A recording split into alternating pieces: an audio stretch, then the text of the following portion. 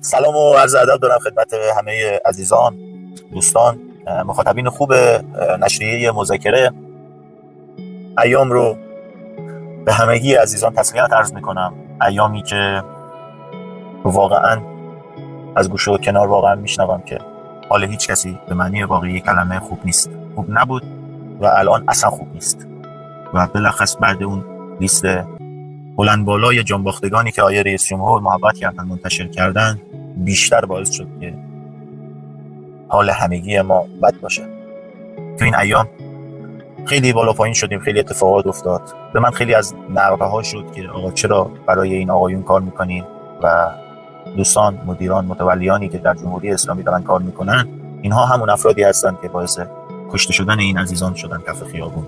و اصلا علت این که اینقدر ما به این وضع دچار شدیم که مردم ما به صورت صلح‌آمیز میخوان بیان اعتراض بکنن، این اعتراض ها رو یه افرادی واقعا هوشمندانه به آشوب میکشن و باعث میشه که اعتراض مدنی هموطنان عزیز من اینجور پایمال بشه.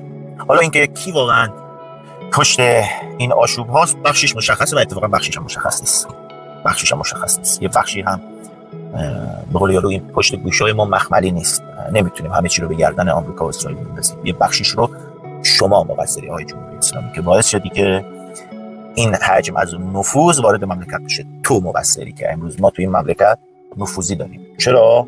به خاطر اینکه برای من نوید هاشمی یه فیلتری میذاری که ببخشید اگر ترامپ بخواد بیاد اینجا یه کاری انجام بده گزینش میشه، ولی من نوید هاشمی گزینش نمیشم. آقای زرقامی یه حرف خیلی قشنگی زد تو همین چند وقت اخیر.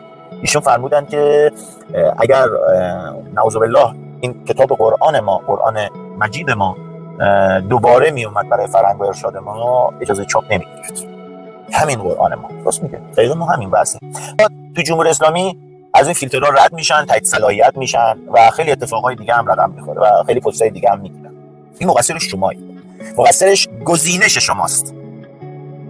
این وضعیت امروز ما تو این مملکت نتیجه گزینش جمهوری اسلامیه. چون گزینش شما بر پایه ریاست. هر کی ریاش بیشتره گزینشش بهتره. اگه ما چپیه نداریم ته صفیم. ولی اینکه من نوید هاشمی 20 سال اندی برای مشارکت این سرزمین و این انقلاب کار کرده باشم در عرصه انتخاباتی، فعالیت جای دیگه، باز من میشم فتنه‌گر، من میشم نفوذی، من میشم منافق. ولی هزار جور دیگه خیلی شیک، خیلی مجلسی، هزار جور دیگه دارن. وضعیت زندگیشون هم مشخصه، آبشون به راه، دونشون به راه، ماشین شاسی بلندشون سوارن، ویلاشون رو دارن و خیلی مسائل دیگه شون هم به راه. اونا میشن طیب و طاهر. چرا؟ چون تو گزینش میکنی که یک دو میذاری یک جایی که هزار نفر دیگه باش مشکل پیدا بکنن، هزار جور آسیب دیگه به وجود میاره اون فرد، هزار جور دیگه نارضایتی دیگه به وجود میاره اون فرد. یه نمونهشو برای شما عرض بکنم. استانداری مازندران چند وقت پیش دفتر امور اجتماعیش جلسه میذاره، از همه NGO ها دعوت میکنه بیاید دغدغه‌هاتون رو بگید. وضعیت مدیریت جلسه که معذرت میخوام بود جای خودش، محتوای جلسه هم جای خودش که اونجا معذرت میخوام، اصلا کسی نمیدونست در کربلا کرا کشتند. رئیس جلسه هم آقای استاندار بودند که خود آقای استاندار بعد از اینکه من یک سر صدایی کردم، یه اعتراضی کردم، خود آقای استاندار، آقای دکتر یونسی رفتن اصلا از جلسه. اینقدر جلسه فاجعه بود. بعد اینکه منم جلسه رو ترک کردم پشت سر منم خیلی اومدن. جلسه چی بود؟ به مدیریت کی بود؟ به مدیریت آقای صادقی، مدیر کل دفتر ارزم به حضور اجتماعی، آقای کواکبیان که من اصلا نمیدونم تو جمهوری اسلامی چه حکمتیه که اینا باید همیشه باشن. یه آقایی هم به نام آقای نجفی، من اصلا نمیدونم این از کجا در اومد. اینو کجای دلم بذارم. دو بار ایشون تو صدا سیما رفت و تو این جلسات ارزم به حضورتون مباحث سیاسی شرکت کردن و حالا در ایام دور فعالیت سیاسی انجام میدادن و مثلا حالا بنده خدا اصلا نداره فکر میکنم راه بره. و امروز من متوجه شدم که جایی هم عنوان کردن که نوید هاشمی کی؟ من اصلا نوید هاشمی نمیشناسم. باید هم نوید هاشمی نشناسی. آخه تو کی هستی که منو بشناسی؟ آقای نجفی تو کی هستی که منو بشناسی؟ این به برکت جمهوری اسلامی که امثال مثل تو، صادقی و کواکبیان امروز برای من شدن مدیر دیگه. این آشیه که آقای جمهوری اسلامی برای ما پخته دیگه، همینا که میاد برای ما پخته دیگه. و سال‌هاست ما داریم میخوریم و دم نمیزنیم. تو باید برای چی منو بشناسی؟ اون بزرگتر آقای حسینی جو که عذرخواهی میکنم دنیای خدمت بهش کردیم، دنیای داستاناشو جمع کردیم، هزار جور گند تو این استان بود در حوزه سیاسی، ما جمعش کردیم، نذاشتیم صداش در بیاد که تا استانداری مازندران در آرامش باشه.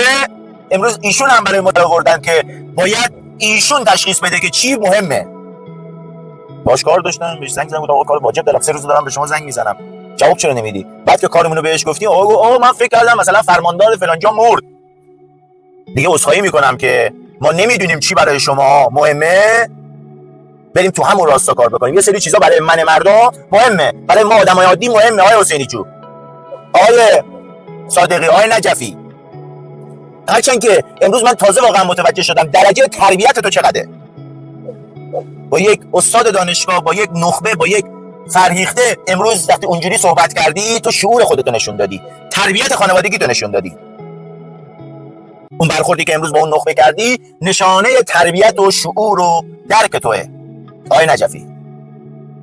و از این ثانیه که دارم باهاتون صحبت میکنم به عنوان یک خبرنگار، به عنوان یک رسانه مستقل باهاتون کار دارم. از این به بعد بهتون میگم یه من ماست چقدر کره داره.